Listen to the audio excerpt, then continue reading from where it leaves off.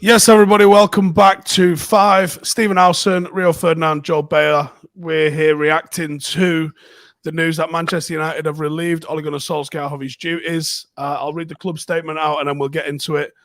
Manchester United announces that Ole Gunnar Solskjaer has left his role as manager. Ole will always be a legend at Manchester United, and it is with regret that we have reached this difficult decision. While the past few weeks have been disappointing, they should not obscure all the work he has done over the past 3 years to rebuild the foundations for long-term success. Ole leaves with our sincerest thanks for his tireless efforts as manager and our very best wishes for the future. His place in club's history will always be secure, not just for his story as a player, but the great man and manager who gave us many great moments. He will forever be welcomed back at Old Trafford as part of Manchester United's family. Michael Carrick will now take charge of the team for the forthcoming games, while the club looks to appoint an interim manager until the end of the season. So Michael Carrick will be the interim while they're waiting for an interim. What a well-run club we are. Interim. Rio, have you ever experienced something like this before? Of course not. I mean, my time at Man United was very, very stable in the sense that the manager was always the same guy until the last year. It's a very destabilising moment that we're in at the moment. Uncharted territories, really, as a Man United fan for me. There's so many different emotions that could explain how you feel at the moment. I think there's not one. It's just disappointment, sadness, upset with it. You want it to be right as possible. But I think firstly, I would like to say I think I've seen a couple of my former teammates come out in support of Ole and thanking him for his time. I think I'm exactly the same. You've got to thank Ole for what he's done. I think when he came into the place, where it was to where he got it to the beginning of this season, there was hope again. He gave us that hope back in the squad, in the side, and you started to see a little bit of that Man United spirit back again. You fast forward from the beginning, the end of the transfer window to where we are now. Obviously, things have gone backwards. But up until that point, I think Ole had done a very good job, and he'd done, I think, what was part of the remit, which is to stabilise the club. But obviously, where we are today is very different to that point. And so, in terms of, am I surprised that we are where we are today, given the last few results that we've had? No. Because you watch the team, and I said this quite publicly the last couple of weeks, that the most alarming thing for me was coming to a game and not really knowing what formation we were going to play, and not knowing what type of football we're going to play, and having no real identity. And that, for me, was the most alarming thing. And when you get to that point, then it leads me not to be surprised with where we are today. And Man United, any top club, can't have that situation where you're kind of guessing about how the team's going to play for the wrong reasons. I get it if you're guessing because the manager's tactically making sure that he's keeping the opposition on their toes, and it's working, and he's successful doing that, and that's his style. But that isn't where we were. And then the game yesterday was just a really, really terrible game. And the fallout from that game was only ever going to end one way. There's obviously been a million questions just been flung up into the air now. Obviously, Michael Carrick is going to be taking over as the interim. You played a long time with Michael Carrick. I believe you're relatively close. Any thoughts on what we might see out of a Michael Carrick Manchester United side? I imagine they're probably going to have one day to train today, and that's it before Villarreal. Yeah, so Carrick is a great lad, great player. But again, it's what can you do in one day? What's going to be the big difference in one day? I'm not expecting miracles. I think he's sensible enough not to think that he's going to change the whole fortunes of the club just in one training session and one game. You'd like to think there'll be some sort of bounce after a situation like this from the squad, because that's what you see a lot of the time. But I think the most important thing now is getting the club a little bit stable and starting to get some form of performance out of these players. I think that's been the biggest disappointment for the fans who travelled yesterday, the fans that are watching all around the world, is that the manager wasn't able to get a tune out of these players. I spoke in the studio yesterday at BT about it and thought, Ole, in his tenure at Man United as a manager, when the goings got tough and he's needed a result to be pulled out of the bag, he's normally managed to do it. and yesterday it just didn't happen. It imploded. Harry Maguire getting sent off, getting beat 4-1. By the way, if David De Gea don't play, it's probably 6, 7, 8 or 9. So it was a terrible show yesterday. And I think the fact that Ollie went over to the fans yesterday and the fans booed him was a telling factor as well. On that, I heard from a few people that were in that end, and they said the TV cameras turned up the booing. They said there was about half a dozen people at the bottom of the stand, all in merch, that were booing, and they got told to shut up. Most of the away end was not booing. Yeah, but then obviously Bruno's reaction as well, obviously probably like blows it up a little bit as well, because he was saying about not booing the manager. It's the players take responsibility, etc. So listen, whatever it is, it didn't look good yesterday. However you dress it up, the result, the performance, the aftermath on the pitch when the final whistle went, it just was all wrong. David De Gea's comments after, all of it just led you to believe that there was only going to be one outcome this morning.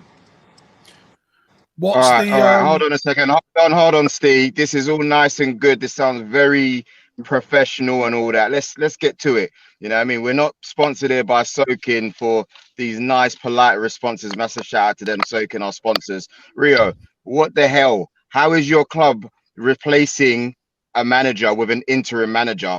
What I can see from the outside, the people watching, it looks like you guys never had a plan from day one. Never had a plan. So all your responses are nice, but it looks like an absolute mess. If I didn't have my child in my car, I might drop a little swear word here and there, a little F-bomb, but I can't.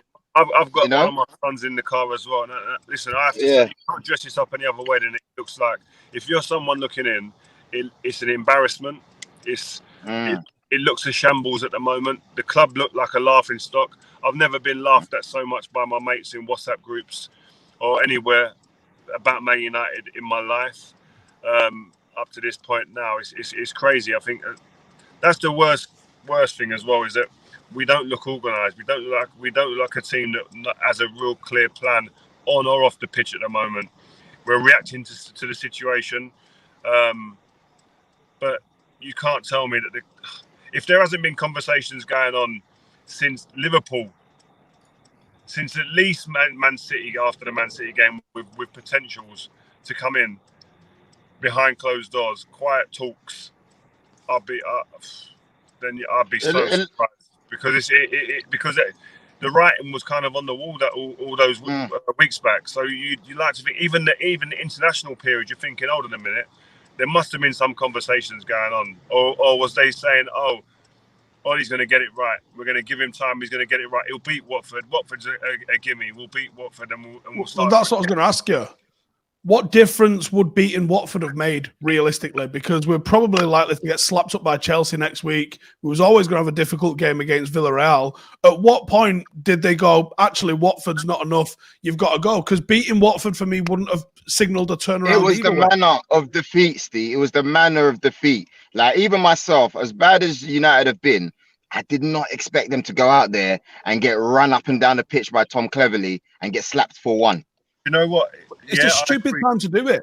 I agree, we had the international break. The international break was the perfect time to do it. I don't know why they were dilly-dallying and waiting. That's the big thing for me. I think it was a shocking management of the club, in my sense. You have a period of quietness where the volume goes down, where it's a little bit settled. You're not rushing around in terms of games. We've got one training session tomorrow and then a game. This is all rush. Then we travel to Spain for a match in Champions League, which is critical. Do it, but what frustrates me is you look at it and you think, wow, like I don't see, there's not a candidate out there right now who's out of a job other than Zidane. Zidane, the murmurings from his camp is that he doesn't want the Man United job. That's gone. So their interim now is going to be, they're looking for someone to come in and take the reins off of Michael Carrick. But also they're going to wait then to get a real manager for the end of the season, for after the season finishes. It smacks of unorganised chaos, really. It is mad. Organised chaos is the way you say it. It is complete chaos. We said it ages ago, didn't we, that there needs to be like a live shortlist of people like you've got your eye on, that you've interviewed, that you've had a conversation with, and that's going to change as they get and lose jobs and as their reputation increases and decreases. But at least have some idea where if you have to ever pull the trigger, you've got someone that you can immediately go to. Like, the manager's getting a lot of blame here. I think the players need to be held accountable for some of the performances. I think Bruno was right in what he was saying. But can I just read you some data out here from Ed Woodward? Since his appointment, when David Gill stepped down at the same time as Alex Ferguson did, he's the highest paid chief executive in all of football. He's advised the Glazers on their takeover of Manchester United in the first place, which has drained out 1.5 billion from the club. We've spent over £1 billion misspent £1 billion in 8 seasons under his tenure. He's appointed 3 failed, soon to be 4 failed managers. And he's the ringleader of this supposed Super League. Can we get to the root of the problem here and call it what it is? This is the guy that resigned, supposedly, over the European Super League nonsense a couple of months ago, has decided he ain't leaving the job, and that this football club wants to hire this idiot as a consultant following his resignation. Are you taking the piss? I think, what's it called? I don't know. In terms of the Super League, I don't think we know enough to be able to say he's the ringleader or anything like that. I just think that, like, in terms of Man United and keep it to Man United, and this is what it's about. Yeah, if you look at the managers that he's brought in, have any of them been successful? No, because the proof's in the pudding. The money, in terms of investment and recruitment of players, has it worked out? No. So all of that does fall on Ed Woodward's lap. It does. That's not debatable, I don't think. I think he's got to take some responsibility in that. And I just feel that, has there been money to be spent? Yes, there has, but it hasn't been spent wisely. It hasn't been spent correctly. And I do think the players have to take some responsibility, but it's the management. It can't be the players' fault all the time, man. We've said this before on previous Vibe with Vibes, and we're not saying that it fully is, but I'm very careful when you start talking about the players, because it can't be all Jadon Sancho, bad purchase, Wan-Bissaka, bad purchase, Greenwood coming through the ranks. That's not a bad move. I'm saying, because you're just about to say that the players haven't been good purchases. A lot of the players have probably been good purchases, but the players ain't good. The players haven't been great purchases all round. Yeah, there's been some great players that have been signed, but then obviously it comes down to management of them players. The players haven't been managed the right way. We've got an unbelievable collection of football players at this football club right now. You can't argue with that. When you put the players on paper against all the squads, the players stack up, but they haven't been coached well enough. They haven't been coached well enough. So that's where it's been let down. I mean, I'll go back to David De Gea's comments yesterday. David De Gea, most respectful players, one of the most respectful guys in the change room that I was in. He respects the history of the club, etc. So for him to come out and speak the way he did yesterday, and we can put his comments at some point, I'm sure, up, or he'll come on the. We don't know what to do with the ball. We don't know what to do with the ball. It wasn't right, not organised. We don't know what to do when we're out there. Those things there are scathing, man. And that's desperation. That's like he's putting his hand up. Please help us. We need help. And so there was no going back after that. And I think for a player to come out and speak like that, people can say, oh, he shouldn't have done this, he shouldn't have done that. When you're a player who's been at a football club for the amount of time he has, he's amassed the amount of games he has, you're very well placed to be able to speak openly and to speak really honestly. And I think you have to give him credit, I think, to come out there and put his neck on the line and go, do you know what, guys, this ain't right. This isn't what he basically said, this isn't right, and we need some help. Something needs to change and something needs to happen. And I think he's picking up responsibility himself as a player. But I think, as I said, I always know when I look at it, you're led by a leader, the manager. He leads the club. And at this moment in time, as well as far as I took it from where it was to where it is now, I don't think it was the wrong decision. Rio, you wore the armband with distinction. You was a defender at one point. I was the world's most expensive defender. When you look at the performances Harry Maguire's putting in now, one, are they acceptable? And two, what do you think we need to do to fix those? Because I think he needs dropping. I think if Harry wouldn't like to hear this, but I just think sometimes you need to be taken out of the firing line. There comes a point where you need to be taken out of the firing line where he's had a long summer, successful summer with England to a certain degree. played a lot of football, comes back into Man United, and he just looks like he's physically and mentally looks like there's a hangover there. And sometimes he won't take himself out of it, because I understand that. I wouldn't do it either. I try and play myself through it. But at the moment, I think his performances haven't been up to the level that are required for him for Man United. The bar that he set himself, it wouldn't be there. If you look at the bar that he set for England during the Euros to where it is now, is a distinct difference.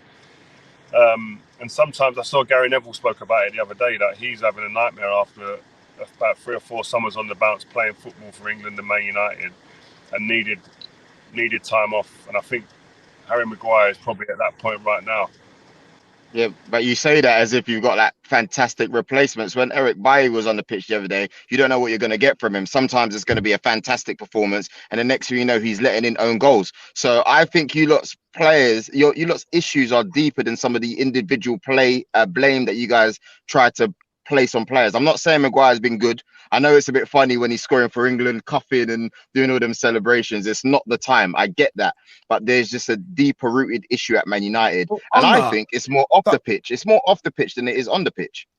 That was ill-advised in a big, big way. Roy Keane called it embarrassing. It was probably in the ballpark, if not bang on, actually, calling it embarrassing. Like, Maguire didn't silence any critics scoring a header against Albania.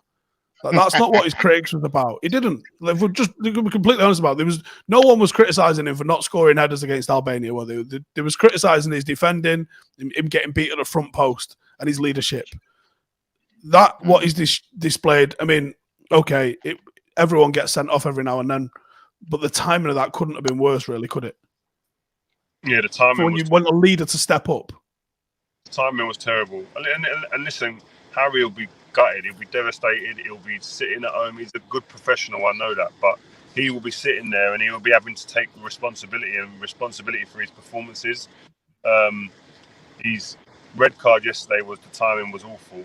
But listen, it's bigger than a red card. This hasn't been something that's just happened at Watford, at Vicarage Road. This has been going on and building for the last few weeks, and it isn't just about stopping Harry Maguire's door. And I think it's a bit of everything. It's not the players completely. It's not the manager solely and the coaching staff. It's not just the people that run the club.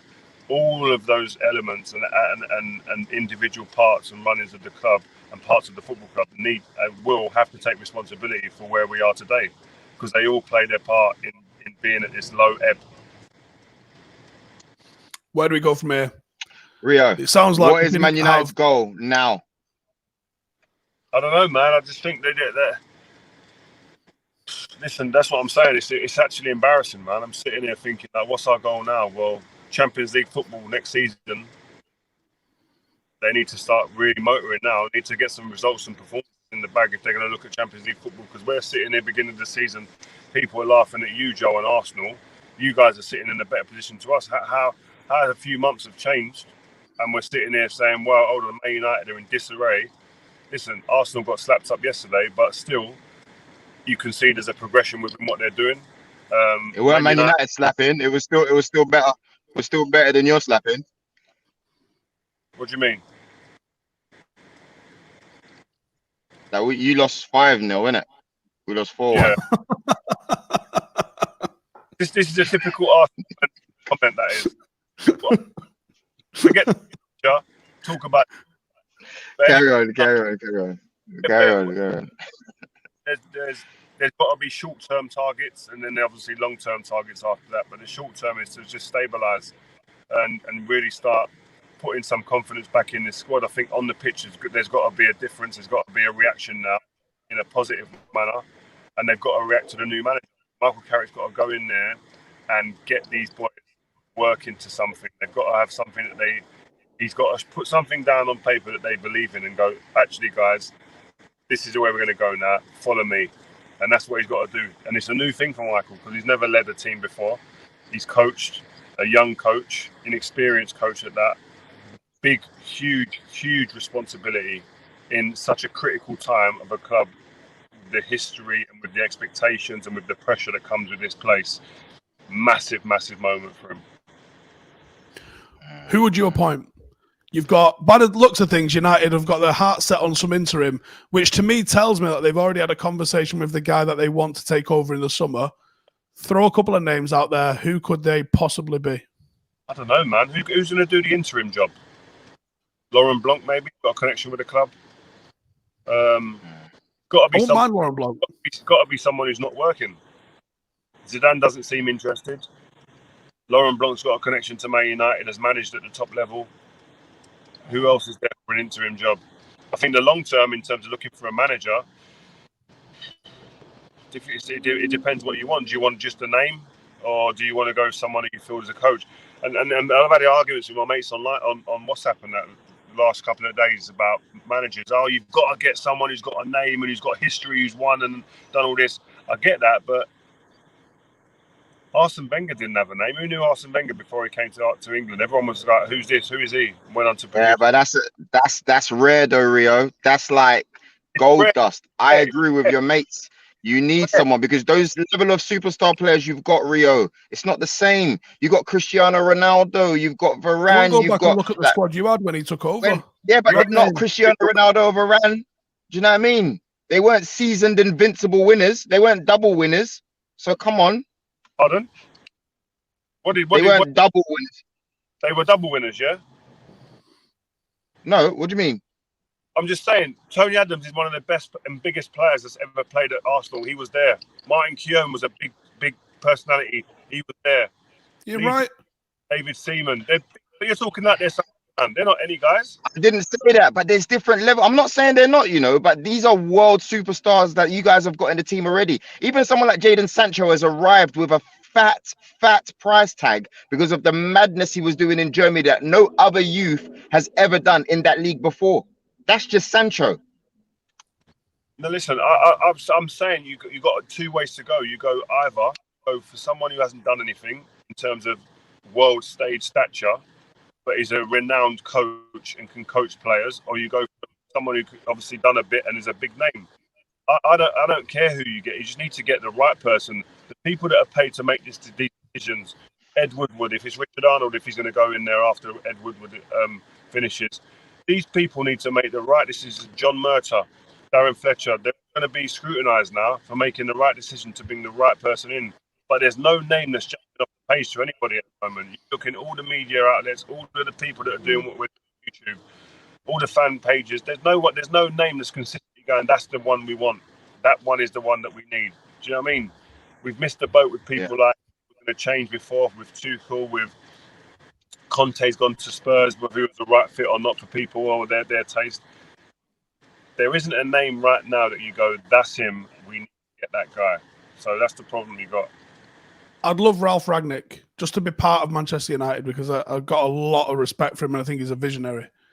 And I'd love him to be the interim.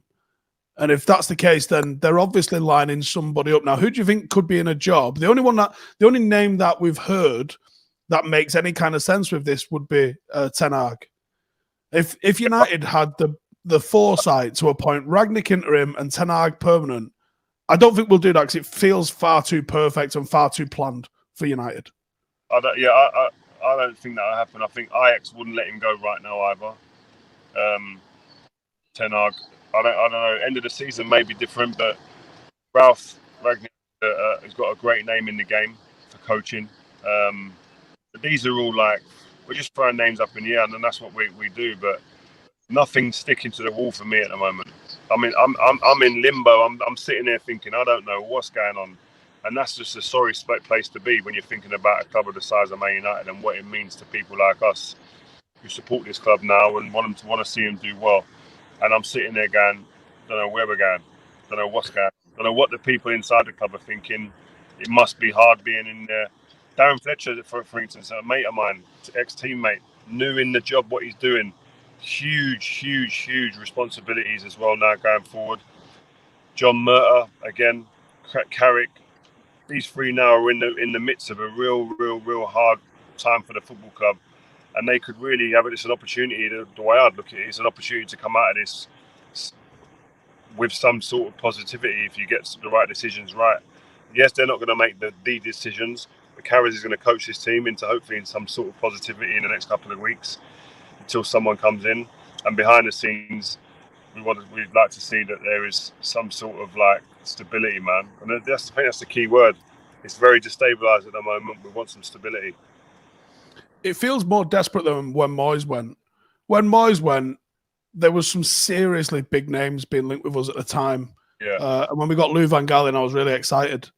Whereas now it feels like you've already kind of mentioned, a lot of the bigger, obvious appointments are occupied. There's not really anybody out of work. There's not really any rising stars that you think might be able to come in and do it. It's a bit of a desperate situation. Yeah, it is. It is, man.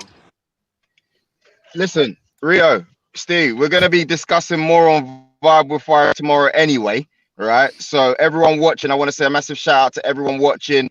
8K of you guys online at the moment. You know me, I'm always going to big up the plugs, Sokin, money goals. We will be discussing money goals tomorrow. But Rio, massive thank you for your reaction. I know that it's a family day, Sunday, etc. Steve, I know you're fuming at the moment, but I don't really care. So I'm going to catch you guys tomorrow on Vibe with 5. Yeah? Get home safely. Enjoy your day. Yeah. I hope you don't choke on your Sunday dinner, man. Nah, don't worry, man. It's good. It's gonna be good. I'm gonna eat it with these bad boys. Food yet with them look at this. Look at this. I'm gonna eat with these like this. It's all right. What did you say, Steve? Not a good place to be being a Man United person at the moment, man. You guys are lucky I'm not making you apologize online the way you treated me a couple months ago. You just got smacked up by Liverpool tomorrow. We'll see you tomorrow, man. See you later. Don't be late. Tomorrow, 5 p.m. guys. Vibe with 5. Peace.